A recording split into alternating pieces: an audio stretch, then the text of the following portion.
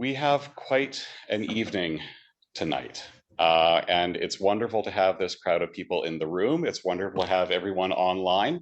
I want to acknowledge that we are gathering on the unceded traditional territories of the Musqueam, Squamish, and Tsleil-Waututh people, and that our hosting is through the lands of the territory of the Lenni Lenape people in New Jersey. Welcome to Fairleigh Dickinson University. We are an American private nonprofit liberal arts college, but we've been here in Vancouver for 16 years, and we are delighted to be hosting Poets Corner. We've been doing literary events for about 16 years here, and it's wonderful to have our speakers tonight. You've been in those events where someone makes a mistake and goes back and repeats themselves? No.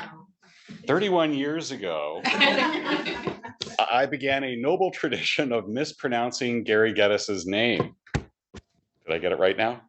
Yeah. I did. Gary Geddes was born in Vancouver and raised mostly on the West Coast, where he gill-netted loaded boxcars at BC Sugar Refinery, stocked shelves at Woodward's, worked as a fishing guide at White Cliff, taught on Texada Island, and drove water taxi. All necessary precursors to poetry. After doing graduate studies at Reading University in England and at the University of Toronto, he embarked on a varied career as a writer, teacher, editor, and publisher. Gary taught for 20 years at Concordia University in Montreal before returning to the West Coast, where he was appointed Distinguished Professor of Canadian Culture at Western Washington University, 1998 to 2001, and served as writer in residence at Green College at UBC and the Vancouver Public Library. He has written and edited more than 35 books of poetry, fiction, drama, nonfiction, criticism, translation, and anthologies, including 20th century poetry and poetics, very dear to my heart, which made me discover what poetics is, and 15 Canadian poets times 3.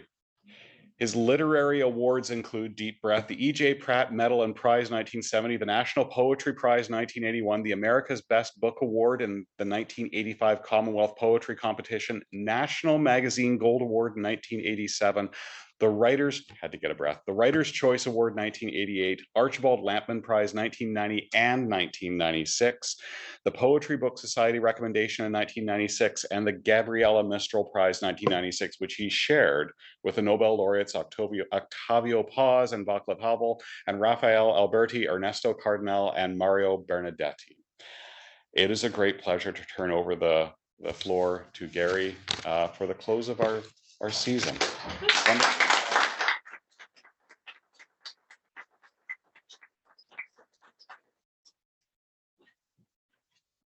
Scribble, scribble. Yes. My friends tell me I should stop. My wife says you've done enough, but I don't seem to be able to stop. The poems keep coming. Whether they keep coming well, it remains to be seen or heard. Anyway, for me, poetry is a call to action, both a call to action, and when it's done well, it's also a source of healing. It speaks to the wound in each of us, the part that's so always broken or in ruins. And how does it do that? Well, I think the British art critic, John Berger, had the best explanation. He said, poetry makes language care because it renders everything intimate. There is nothing so powerful to put against the cruelty and indifference of the world and this caring. And so I'm going to start with a poem that probably I have read too many times, but I think it gives an example of trying to make something very personal and intimate. I was outside the American consulate in Toronto when someone tapped me on the shoulder on May 4, 1970. He said, "Did you hear what happened at Kent State University today? The Ohio National Guard opened fire on the students, killing 4 and wounding 9 others. They sent 211 rounds of assault weapon ammunition into an unarmed crowd." You can go to the Kent State, where I was invited many years ago, and you can stick your finger in the bullet holes in the buildings. anyway, I felt desperate to write about it, but all I could produce for the longest time were diatribes against American foreign policy. It was too big a subject for me to deal with. And I had the good fortune of being a writer in residence at University of Alberta at the time, and I went out on a winter day to the Wee Book Inn on White Avenue, and it was snowing. I ended up looking at the political science section rather than the poetry section, and a little red paperback came to my attention. It was called The Killings at Kent State. It was by that great American journalist I.F. Stone, who was so highly respected that even his enemies read the I.F. Stone Weekly that came out, his investigative journalism. He tried to figure out in that book why no one was ever brought to trial for killing those students. So I picked it up. It was $1, and I went home and I read it, and all of the bad diatribes against US foreign policy just floated away. And I ended up writing an elegy about one of the victims, thanks to that information from I.F. Stone. It was Sandra Lee Scheuer. She was a speech therapy student. She was very tidy.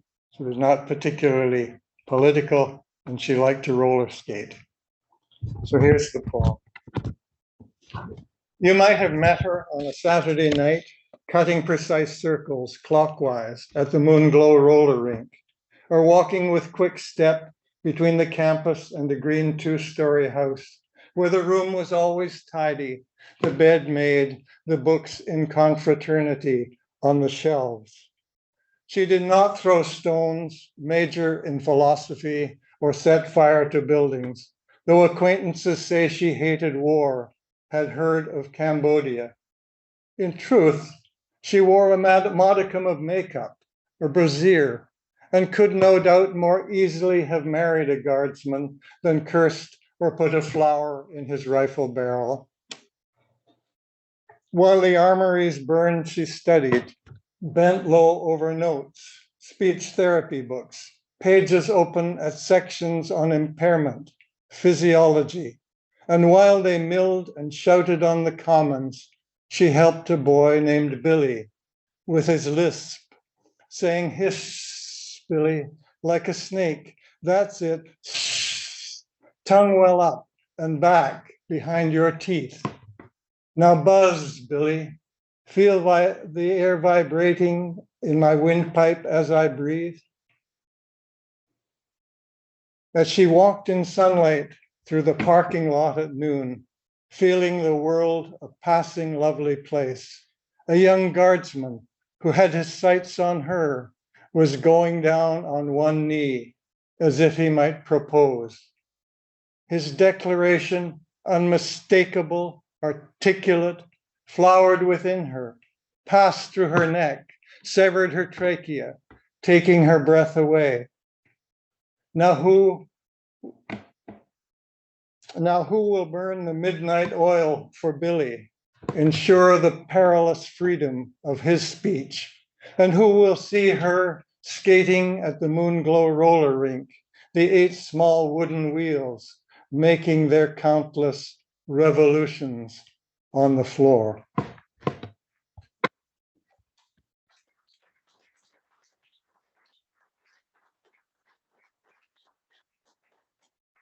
I got a letter a couple of years ago, a few years back, from David Stover, who was a former president at Oxford University Press, and I knew him from the days when I was editing anthologies for Oxford.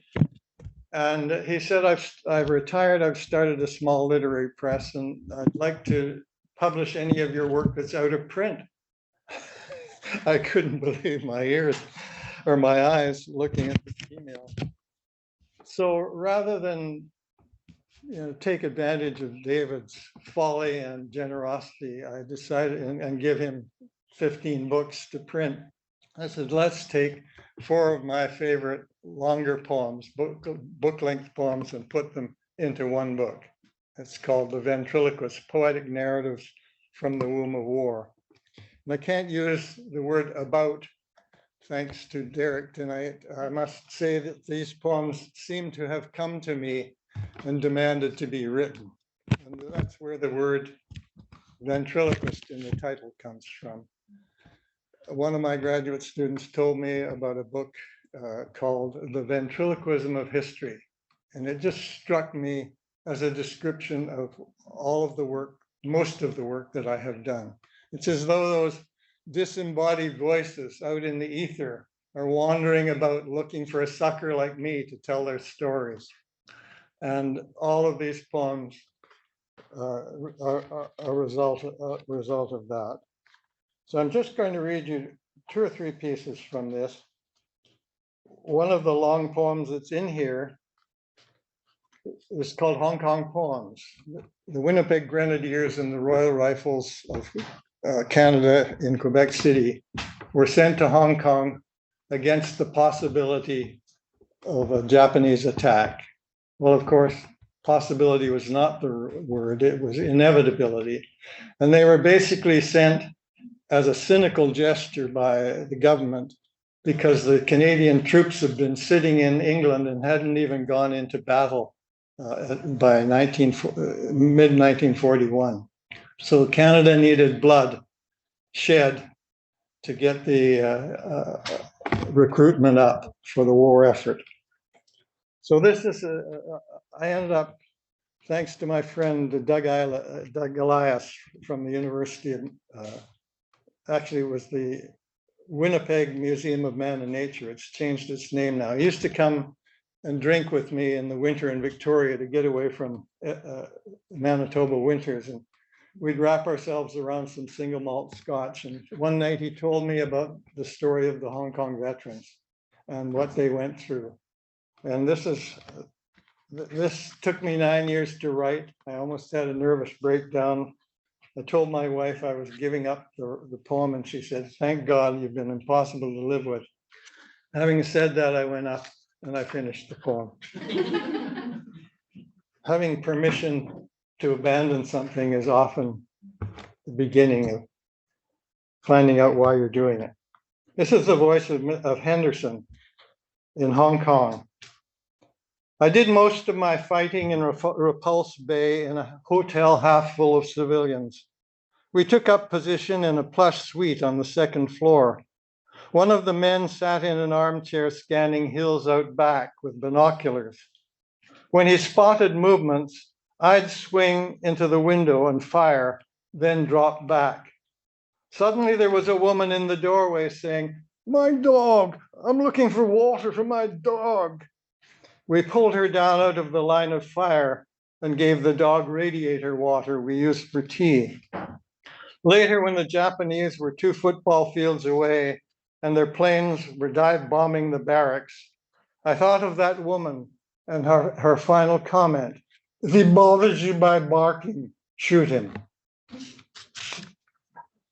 Stiff upper lip, the Brits.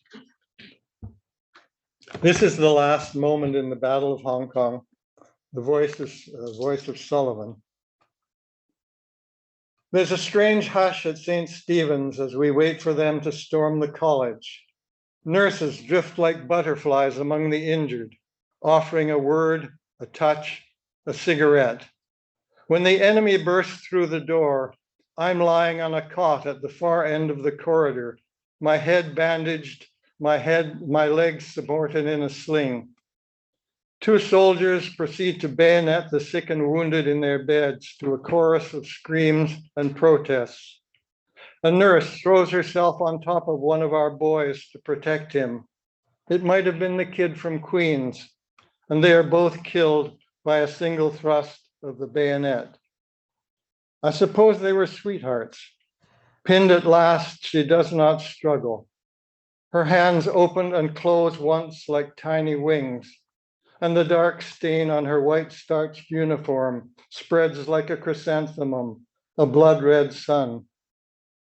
I cut the cord supporting my leg, slip on the nearest smock, and stand foolishly at attention, making the salute. My right index finger brushes the damp cotton of the bandage. Later, the butchers are shot by their own officers, one apparently had lost a brother in the final assault.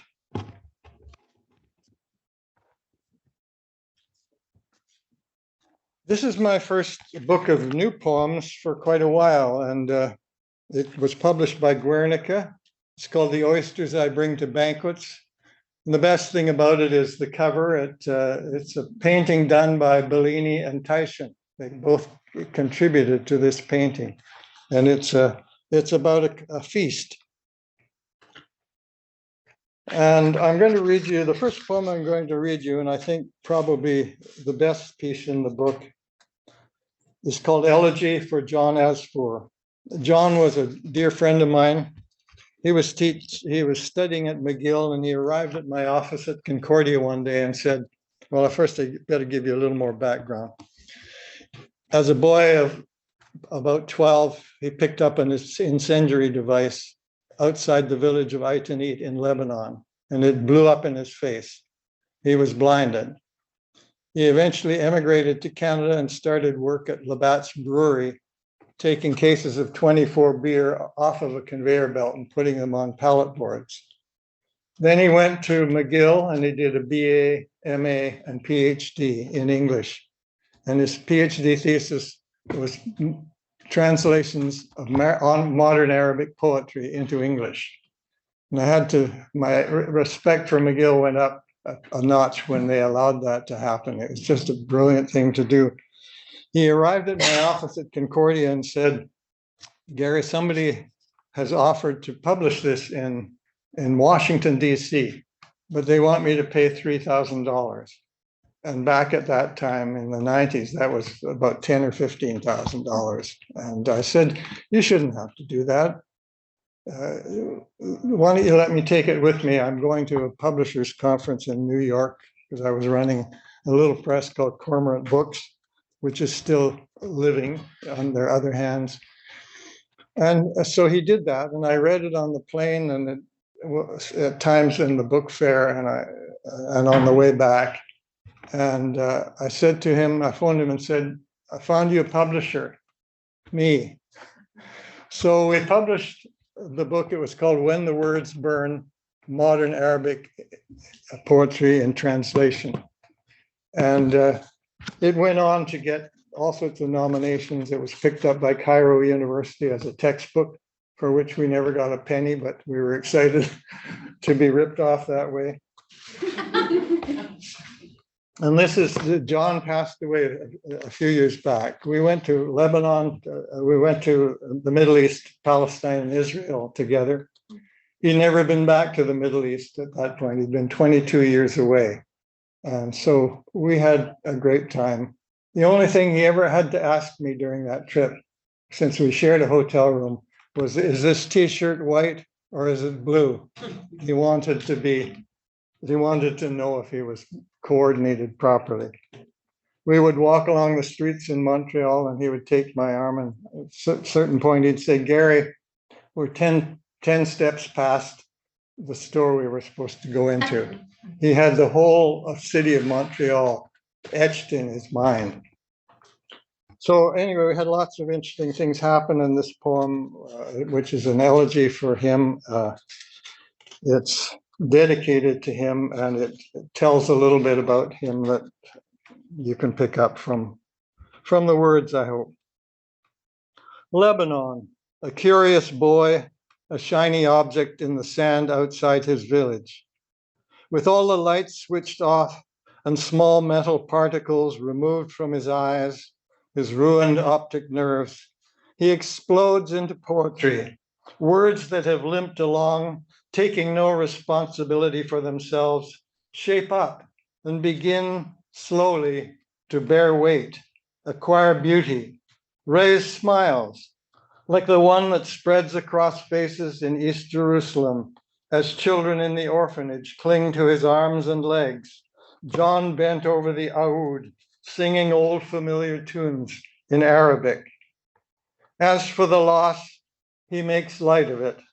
Laughter, his tonic of choice, unless, of course, it is love, a concept dismissed as sentimental, but worn like a diminutive heart or cryptic hieroglyph on his sleeve. a joke or satirical comment on Israeli-Palestinian relations, beaming faces dappled by sunlight filtered through grapevines overhead.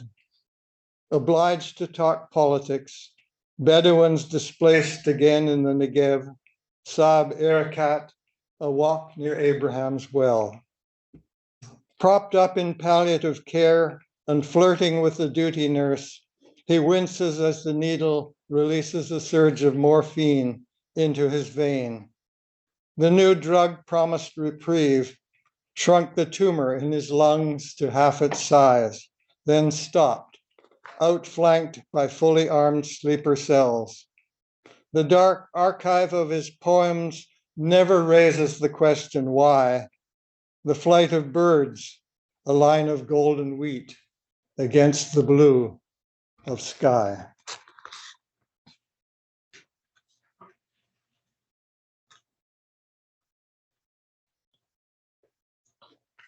One of the sections in this book is about building a greenhouse. It's called the greenhouse effect. It's not about greenhouse gases. It's about my desperate attempts to try and be in denial of my antiquity. I turned 80 at the time and I decided I better do something to convince myself and my family and friends that I'm not totally over the hill. So I thought I'd build a greenhouse, which I did. I spent more time looking at what I was doing and wondering how to repair a mistake and what to do next, and cursing myself that I did not ask my father more about carpentry. He was a carpenter. And anyway, I'm going to read you two pieces from that. This is called The Greenhouse Effect. This is more or less when I'm just about finished the thing. I sit on the deck just outside a rectangular cooling vent, battery-driven drill in hand, taking stock. If the metal screen were in place, this spot would resemble a confessional. I have my list of sins ready, but the truth is I'm animist, not Catholic. So Mother Earth, here's what's troubling me. I'm addicted to fossil fuels. I recently purchased solar panels. At best, I'm a slipshod, reluctant recycler. Once I poured surplus paint and chemicals into the earth, not thinking of the water table. Is there hope for me? What else? Well, sure, my human relations record is not great, but I'd rather skip the details. 3 Heil Hitlers, you say? Come on, I'm not that bad. A few lies, contraband sex, a life or two interrupted along the way. With this record, will any self-respecting seed produce on my behalf? I hadn't thought of that. I've been reading about mycelium, the interconnectedness of all things. I'm ready to reform this greenhouse, my first big effort at contrition. I cast my eye along the cedar siding, the drill heavy, surprised this personal garbage has emerged. That's when I see it, halfway down the board, a screw loose. After I'd written the greenhouse, after I'd built the greenhouse, I was very surprised that some poems started forming in my head. And all the poets that I remembered who had written about gardens and growing things pay a visit to me, and the poems are about those. So the Beat Generation poem is spelled B-E-E-T, of course. But this is a poem, the last one in the sequence. It's a poem for my father. It's called Joinery. Father, I've kept a place for you among the poets. You had an affinity for wood, whether cutting poplars to provide winter fuel or shaping barns and boats. Though you never wrote or recited a line of verse, you understood the tortured syntax of arbutus, the subtle sibilance of cedar. You never used a scriber or a square to cut a straight line, pungent sawdust rising from the board. I held your hand and sang while you were dying. I make this modest tribute to your craftsmanship, a joiner of words to a joiner of wood. This tiny shed's a shelter for you now. And one last poem. My wife Ann and I took a trip to Istanbul some years back, and my daughter was so keen for us to do this trip that she gave us some extra money to stay a little longer. And I'd been working on a play about Trotsky, who was murdered on the 20th of August in Mexico City when an ice axe was plunged into his head by a Stalinist who'd infiltrated the household by pretending to be a friend. So this was in the background, and it comes into the poem at some point. It's called The Right Words. So keen to visit Istanbul, he can't refuse the offer of a few extra days. He wants to see where Trotsky stayed in Principe after his exile from Russia, and the school his friend Gurk attended as a young Turk, a walled compound from 1481, opening onto Istiklal Street. He stands in awe of its marble pillars, green iron gates with gold-tipped torches, arrows, trumpets, and crossed swords. Images of that trip cling to his brain like barnacle encrustations, but nothing so much as the ancient baths that scrubbed clean the sweat and dead skin of sultans, his too.